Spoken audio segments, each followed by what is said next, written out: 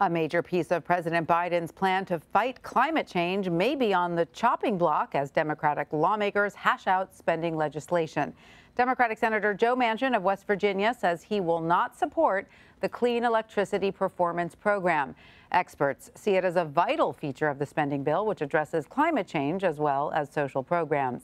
Senator Manchin is from the nation's second largest coal-producing state and said he is also against a carbon tax. As we've discussed, Democrats need his vote to pass the sweeping bill. Joining me now to discuss all this is Bill McKibben. He is an environmentalist and has been following the latest on the Capitol Hill negotiations. Bill, welcome. Great to have you with us. So you have written about the importance of the Clean Electricity Performance Program. What would it do exactly? And in your view, why is it so vital to combating climate change? So this is one of the key parts of this climate bill, because it's the only part that comes with teeth. There are a lot of tax incentives and things like that to help spur renewable energy. But the Clean Energy Performance Plan actually mandates utilities to increase by 4% a year the amount of renewable energy that they are producing. It gives them rewards if they do it, and it penalizes them if they don't. And that's precisely why the fossil fuel industry is opposed to it. Their desire is to slow down this transition to clean energy as much as possible. We know from the Sting video that came out last month, when Exxon's chief lobbyist explained that that Manchin was their kingmaker, that they're doing everything they can to try and sabotage this bill. So I see what you're saying. You're saying that this takes both carrots and sticks. I believe you wrote about this as well, and this would be taking out the stick piece of it.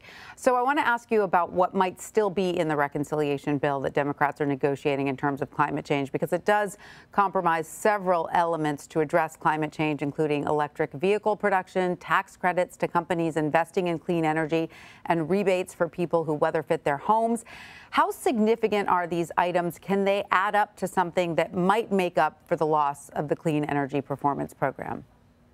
Well, they're significant. I mean, this will be, in almost whatever form it takes, the biggest piece of climate legislation that the U.S. Congress has ever adopted. That's not saying much, because they haven't adopted almost anything over the 30 years we've been facing this crisis. The problem, however, Tanya, is that the way to measure it is not against the past. The way to measure it is against what physics demands. Scientists have told us that we have 8 years in order to cut emissions in half if we want to have any chance of meeting those targets we set in Paris just, 6 years ago.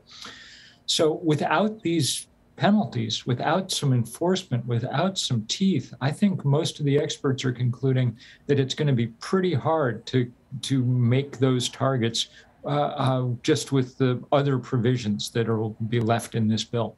Yeah, and the Biden administration released reports today framing climate change as a national security risk. What international and geopolitical threats exist if the U.S. doesn't do more to address the climate and to be a leader addressing the climate? The UN High Commission on Refugees has put its high estimate for how many refugees the climate crisis could create this century at 1 billion. That's about 1/8 of humanity wandering around the planet. We saw what happened when, say, 1 million refugees from the Syrian civil war went to Europe, and it discombobulated the politics of an entire continent. Now multiply that by 1,000 times. The economists tell us that the cost toll of unchecked climate change, the high estimate again for this century, is $551 trillion, which is more money than currently exists on planet Earth.